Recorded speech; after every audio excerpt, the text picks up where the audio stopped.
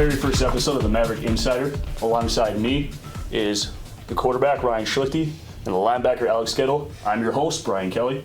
And thank you guys for joining us and being on the very first episode of the Maverick Insider. One of the first questions I'd like to ask you guys is, you guys started out 6-0. What would you say has gone well, though, so far this season? I would say just going 1-0 each week. That's kind of our motto that we go by. Coach Hoffner instills that in us to go 1-0 each week, so we focus on the opponent that we have right now. So for us, that's Mary. We're going out each week and just kind of getting better at practice and put some out there on Saturdays. Yeah, just like Ryan said, taking it game by game and focusing on our goal of going 1-0 each week. And I want to ask you guys if you guys are aware of this. You guys are on a 29-game NSIC winning streak. Now, that's not at home. That's just in general. You guys haven't lost in almost 2.5 years, or maybe even 3 if you can consider that. What about it do you guys go about that, or how do you guys go about that, knowing that you guys can just kind of breeze through? And it's not exactly you guys being cocky. You guys are just confident in who you are. What exactly leads you to just have this confidence about you guys when you guys go and play those type of games? Yeah, I would say for us, knowing that we go against the best defense in the nation every single day, so that's going to make us as an offense better. So just like competition level in practice, we know once we get to Saturdays that it's maybe going to be a little easier because we go against the best of the best every day. And we know that we're not playing necessarily against our opponent all the time. We're playing against ourselves and our standard. We set goals for ourselves as an offense, as a defense, as a team, and we try to meet those, so we're playing to a standard. And like Ryan said, as a defense, we get to go against our really good offense every day, and I think our coaches do a really good job of us focusing on our opponent each week and not looking into the future of who we might play a few weeks down the road. What are some of the expectations for your team going into this season, and have they changed since the start of the season at all? Yeah, so our goal each week, like the coaches say, is to go 1-0 each week, and then want to win a conference championship and a regional championship, and then our ultimate goal is to win the national championship, and thankfully enough, all those goals are still in line for us. Yeah, and when we talk about going undefeated, like Gettle said, especially at home, we talked about in the past, if you go undefeated at Blakesley, defend your home, more than likely you're going to get a home playoff game. Yeah. And one of the questions that I've asked, I've interviewed Niles Williams, Jake Shopper, and Tyshawn Brooks, as I mentioned to you guys earlier. One of the questions that I had for them is, you take a look at college football and the rankings, and everybody, that's what spectators, that's what, everybody around who loves college football, that's what they look at. Number 3, number 1, it doesn't matter. As long as your team is up there, that's what they care about. Their answers have been very, very particular, and they've said they don't look at it because they don't care. They just want the matchup in front of them. That's what they look at. Is that true? And does Coach Hoffner and the staff make sure it's pretty imminent that you guys don't look at that, or is that just a personal preference? Yeah, I think it's something that gets talked about a little bit, that it doesn't really matter what the rankings are. And I think as you get older, now that we're redshirt seniors, you realize that it really doesn't matter. Somebody's going to be there on Saturday. You prepare for them all week, and when you get to the game, you play the game. Yeah, like Ryan said, at the end of the day, it really doesn't mean anything on Saturdays. You got to go out there and win. That's all that really matters. Talk about some of the moments this season that have stood out to you guys. I think the Duluth game stands out most to me, especially. Like, we were expecting it to be a really close game. Ranked opponent comes into our house, and to get a big home win on homecoming was something pretty special. Yeah, I would agree with the Duluth game was a big one, especially because we talk about them always being kind of the top dog in the North, and we're the big guy in the South, and to have that clash. And a lot of guys on this team had a decision at one point in life to make: were they going to go to Duluth, or were you going to go to Mankato? And we chose Mankato, and it's fun to kind of prove that right. Did you guys actually get offers from Duluth? Because like you just said, like you had that decision to make. Was it a little tougher than what you thought, or? Yeah, it was for me. I know especially my brother played for 4 years up at Duluth. So for 4 years, I was spending my Saturdays a lot up in Duluth. So I had pretty good connections to the coaching staff and just that kind of tradition that Duluth had. So yeah, it was tough for me. Yeah, Duluth was probably my number one option for most of the time, and then kind of being a last-second decision to come here, Ryan kind of helped convince me to come here too, but definitely glad I chose to stay in Mankato.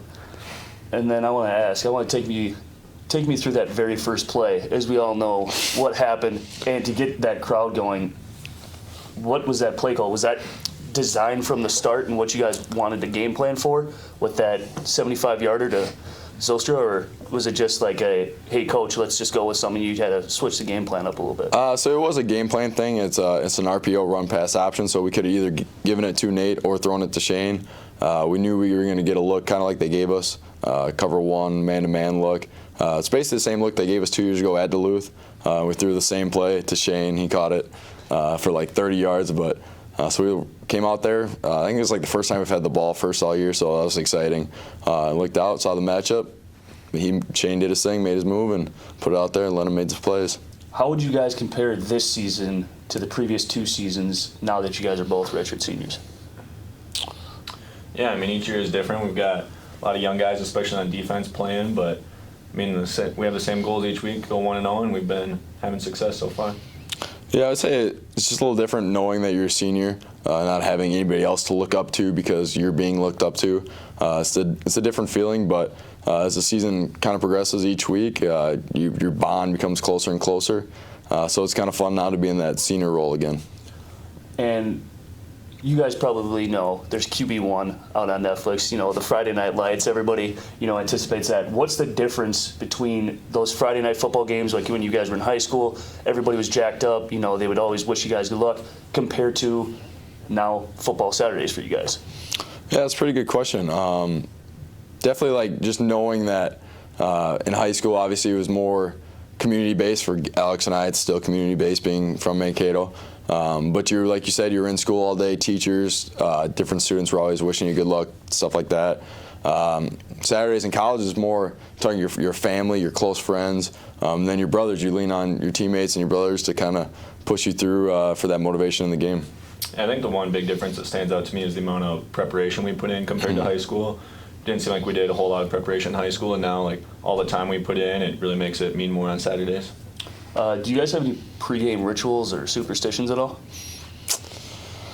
I always listen to the same song, like the last thing I do before I go out. The song's called Memories. I don't know. It came up on a random shuffle on my iPod before the section championship game our sophomore year in high school, and we won the game. So ever since then, it's kind of been like that's stuck with me. So. Yeah, I don't really have anything specific. I guess the one thing would be most guys listen to pump up music to get them hyped, but I mean, I get pretty nervous before the game, so I actually listen to country music to calm myself down a little bit.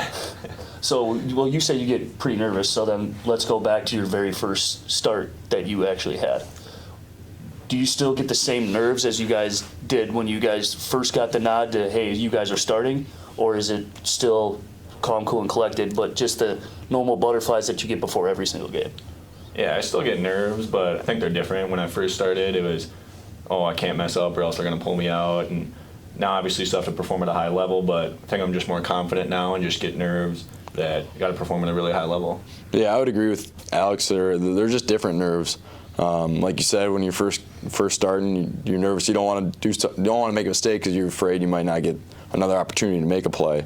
And now it's just the nerves of we got a limited amount of games left to play in our lives and our careers, so you just kind of want to make the most of it.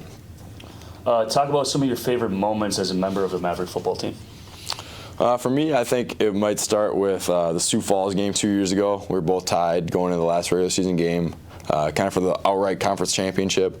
We were down, I want to say, 10 or 14 points. I think it was 10 points with like 4.5 minutes left. Defense made a couple stops, got a turnover on the special teams, a couple of big touchdowns late, and just kind of how that all came together to wrap up an undefeated regular season. Yeah, I think winning that first conference championship 2 years ago in 2017 as well, because we were coming off disappointing 8-3 season, and we were kind of not too happy with how that season went. And to come back and win that conference championship the next year, that meant a lot to us. So, you guys both obviously chose Minnesota State. What was that deciding factor? As you said, he had a little something to do with you bringing you here. But what about you? Your dad played here. And then just talk to me about that. What kind of role has your dad played in the development as you had a quarterback when he played in late 80s, I guess, and early 90s? So for me, coming here, first of all, it was just kind of like the family atmosphere along with a very successful program. So that year in 2014 was the year that they went to the national championship. Same year Alex and I won a state championship at Mankato West. So I got that same vibe being around the team and coming to games was I want to keep winning, keep that tradition going. And then to answer your next question, my dad has played a huge role in my progression as a quarterback and as a young man into a man. He was the first one to ever put the ball in my hands, kind of teach me how to throw it, how to just play football. So yeah, everything that I've learned from football has started with him for sure. Yeah, I mean, kind of like Ryan said, football's a heck of a lot more fun when you're winning. And like he said, when we were in seniors deciding where we wanted to go, MSU was in that national championship, and watching them on ESPN, that was pretty sweet and something that I thought I wanted to be a part of. So what's so special about playing in your hometown? Is it, the community? Is it, just being so close to home and having your family there for every single game? Yeah, I think my family really appreciates it, being able to come to every game, and then just kind of seeing some of the same friends and family come to every game that came in high school are also able to come in college. Yeah, I agree with that, and it's really cool just to see, kind of like you just said, the same people that came to your high school games are coming to your college games. We have a few, let's call them like Scarlet Moms, that some of our best friends at high school, their moms will still come to all of our games, even the road ones. And so that's really special to see them after the games, just kind of know that tradition and that like relationships have kept, along with what Gettle said, just having your family be close. Yeah. So this question, we're going to word it a little differently. So what's the atmosphere like at Blakesley Stadium from past years? Because last year, it seemed like the teams that, came and play here, the traveling for parents wasn't necessarily a big draw. But now this year, you're seeing like almost the entire stands over there. You could just see it's filling up. Does that give you guys excitement to know that more and more people from around the country just want to come and watch you play? Or is it different compared to when you play, like, let's say, Tarleton State, when those guys don't come here? What's the atmosphere like then compared to like what it is for just like a regular season game? So to answer that question there, in the playoffs, obviously the atmosphere is very much different in a way of it's more exciting, everything's more intense, every play matters a little bit more. And by that point in the season, the weather isn't always great, so you definitely know who your true fans are. And that's honestly sometimes when it gets the loudest, is because those are the people that truly want to be there and support you throughout a blizzard or if it's 70 and sunny.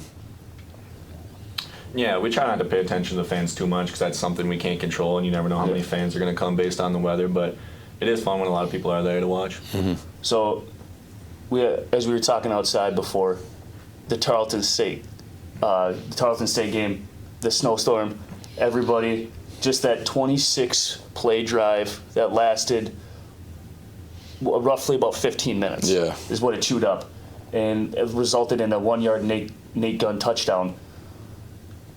Was that more fun to play in, or was the Ferris State with the weather, and that's what I'm talking about, the weather-wise, was that more fun to play in, or was it the Ferris State game, was that more difficult to play in because it was so cold and the wind chill was like in the negative like teens?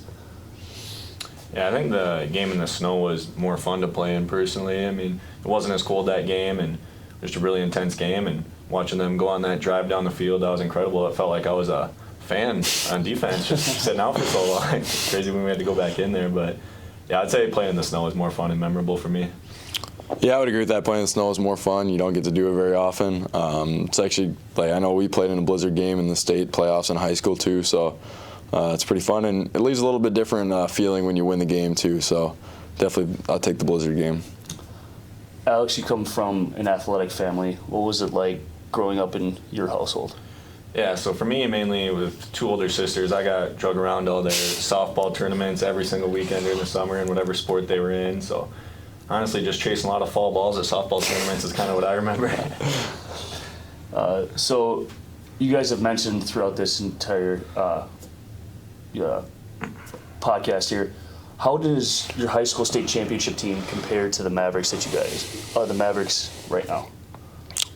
It's different in a way of, obviously we knew those guys for 18 years. We grew up with them. On that team, we had a lot of seniors just like this team, so that's a similarity. Definitely the bond, though, is close just like that. So I see similarities there, and just the desire to win. You know, there's just something about this group that we refuse to lose. We're always going to give it our all till the end, and I definitely remember that about our high school team too. Yeah, one similarity that I can think of was just the number of seniors on each team that we had, and I think that says something when you have seniors that don't want to lose because they know that any game could be their last. So I think that really provides extra motivation for the team. Who were some, and then lastly, who were some of the athletes that you looked up to growing up? For football, probably Adrian Peterson would be my number one guy. I was a huge Adrian Peterson fan growing up. I always loved watching Tim Tebow play. I was a big Florida fan. I just loved the way he played. He was never afraid to put his nose down, get that extra yard. He was a fiery leader. So yeah, Tim Tebow was my guy. You guys said that you were also three-sport athletes, so basketball and baseball as well alongside football. What did those other two sports teach you that you guys have brought to football and into college? Just that competitive spirit. It's something that you can't get in any other situation. Obviously, you can lift weights, become a better athlete in the off season, but there's something about being in the section playoffs in high school, no matter what the sport is. Definitely translate just in those little competitive situations that you can't get from just working out. Yeah, I think Ryan summed that up pretty well. Just all those competitive situations transferring over onto the football field as well. Well, thank you guys. I appreciate you guys coming on the very first episode of Maverick Insider. Catch us back here next week as we will have another episode of the Maverick Insider. Thanks for having us. Appreciate it.